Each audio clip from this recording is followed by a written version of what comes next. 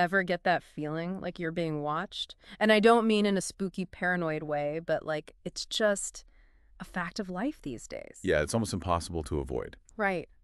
Think about it. Every scroll through social media, every purchase you make online, even just walking down the street with your phone in your pocket, all that adds up to a massive amount of data about, well, you. It's true. And that's exactly what we're diving deep into today, the surveillance state and what it actually means for your life. Yeah, should be interesting. This whole deep dive is built around a really thought-provoking episode of the Alternative Worlds podcast called The Surveillance State, Freedom in a World Where Everything is Watched. They really get into the big questions, asking, what does freedom even mean in a world where someone's always potentially watching? Yeah, and I think that really gets at the heart of the issue. Totally. And what really struck me, maybe you too, is the sheer volume of information being collected about all of us. Like, the podcast hit me with this crazy stat. Imagine if every single person on Earth created 20 DVDs worth of data every single day. Wow. That's how much we're generating collectively. Hard to even picture, right? That's really hard to wrap your head around, yeah. And the thing is, this isn't just about governments tracking our every move anymore, which was always a concern, right? Now it's tech giants, it's corporations, even algorithms. We don't even see gathering data to predict how we'll behave, what decisions we'll make. Yeah. It can even impact things like your credit score, loan applications, job opportunities, all sorts of things. Okay. Yeah, no, that's more than a little creepy. I mean, we all know targeted ads are a thing, but to think that everyday data could influence life decisions like that, that's a whole new level. And this is where AI comes in, right? I mean, the podcast mentioned facial recognition becoming more and more common. Right. And it made me think airports, concerts, even just security cameras on the street, it's already happening. It is. So how do we even begin to make sense of this? It's everywhere. And it's important to remember, AI can be a powerful tool for good. But there's a really important point we need to remember. AI is only as good as the data it learns from. Right.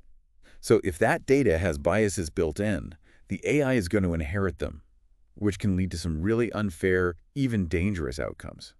Imagine for a second a facial recognition system that's used by law enforcement. Yeah. That's trained on a data set that overrepresents a specific demographic. Oh, wow. The consequences could be really, really bad and end up reinforcing existing biases. It's like that saying, garbage in, garbage out. Exactly. But with like way higher stakes. Absolutely. The stakes are incredibly high. So we've got this explosion of data, increasingly sophisticated AI.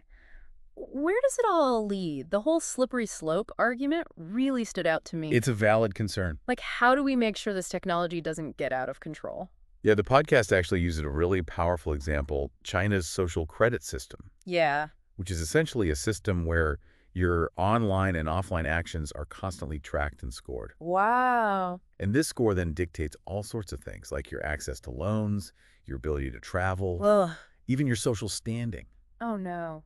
It's a chilling example of how surveillance, even if it starts with good intentions, can become a tool for control. Yeah, that's a really scary thought. And the thing is, even with good intentions, things can go wrong so quickly. Absolutely. It makes you wonder where we draw the line. How do we make sure all of this awesome technology is used ethically, even in democracies like ours?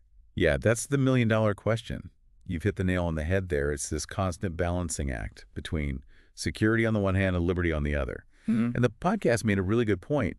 It's not about saying no to technology altogether. Right. It's about being informed citizens, understanding the implications of all of this, and demanding that our leaders are transparent and accountable. Totally, totally. But it's easy to feel powerless. Like, what can we actually do? I hear you. The podcast did mention solutions, right? I remember them talking about regulation and this thing called privacy-enhancing tech, but I got to be honest, that part kind of went over my head. Oh, yeah. Don't worry about that. A lot of people feel that way. It can seem super complex, but the idea is actually pretty simple. Imagine you're sending a super secret message to a friend. Okay. And you want to make sure only they can read it right. You don't want anyone else to intercept it. That's basically what encryption does. It scrambles the data so only your friend can unlock it. Right. With a secret key. And there are tons of other privacy-enhancing technologies out there designed to give you more control over your data. Okay, so encryption is like that secret code protecting your message. Are there other examples of this privacy tech that people are already using? Yeah. Think about virtual private networks, VPNs. You might have heard of those. They're getting really popular.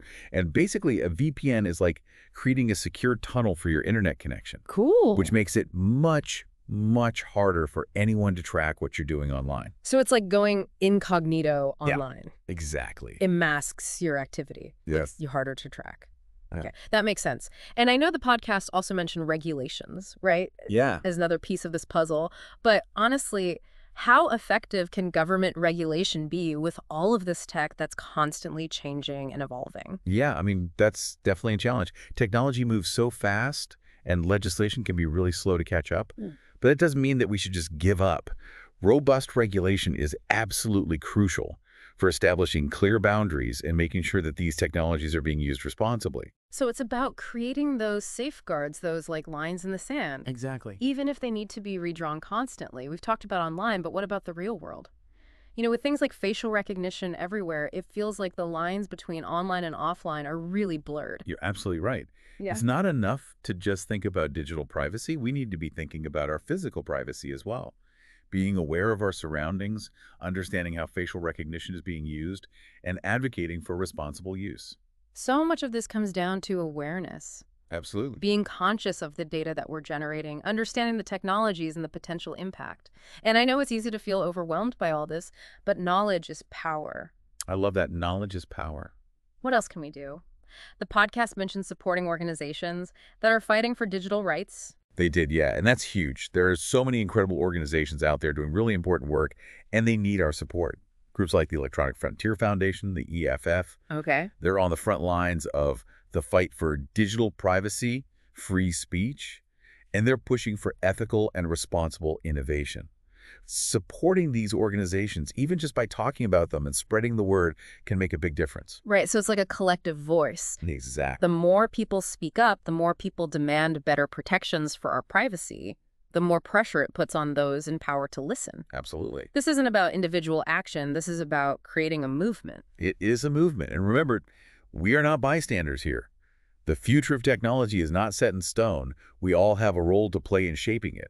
Okay, so we've got some tools, ways to be more mindful online, how to support these organizations, but this whole thing started with, what are we willing to give up for security? That's a tough one. It's a really tough one, and it's a question that doesn't have any easy answers. Right? On the one hand, we all want to feel safe and secure, right? Of course. But at what cost and who gets to decide? It's a conversation that we as a society need to be having. There are no easy answers. But maybe that's the point. It's not about finding the right answer. It's about having these conversations and staying informed, demanding better for ourselves and for the future. Speaking of the future, where does all this lead? What does the future of surveillance even look like? I think that's something I'd be curious to explore. So we've talked about data, the tech, and how it impacts us, but what's next? What does the future hold for all of this? The future of surveillance. It really is the big question, isn't it? Hard to predict the future, but one thing's for sure. Things are changing quickly. And that line between the physical world and the digital world is getting blurrier and blurrier. Yeah, for sure. Technologies like facial recognition and location tracking are one thing, but now you've got emotion recognition too.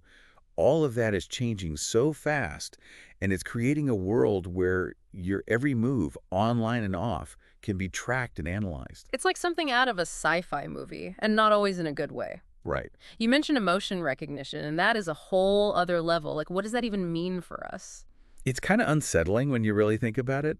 Imagine a world where companies can target ads to you based on your mood, Whoa. or where governments can keep tabs on how the public is feeling in real time. Yeah. I mean, it makes you wonder about privacy, free will, what it even means to be human if our inner thoughts and feelings aren't really our own anymore. It's a lot. It is. And it's easy to feel powerless, like what can we even do? But I keep thinking back to what you said, knowledge is power. So even if we don't know the future, at least we can be more prepared for it. What can people do to deal with all of this? You're exactly right. The first step is simple. Pay attention. Stay informed. Find out how this technology is changing. Talk about it with people. Support those organizations fighting for our rights online. The more we know, the better decisions we can make about the kind of future we want. So stay engaged, stay curious, and keep asking questions. Absolutely. Sounds like we all have a role to play in this, whether it's our own choices or coming together to demand change. Exactly. And remember, the future isn't set in stone. It's up to us to shape it. The choices that we make today will impact what that future looks like. Powerful stuff. So, listeners, keep those questions coming, have those conversations, and never stop fighting for a future where technology helps us, not the other way around. This deep dive might be over, but the conversation is just getting started. Thanks for listening.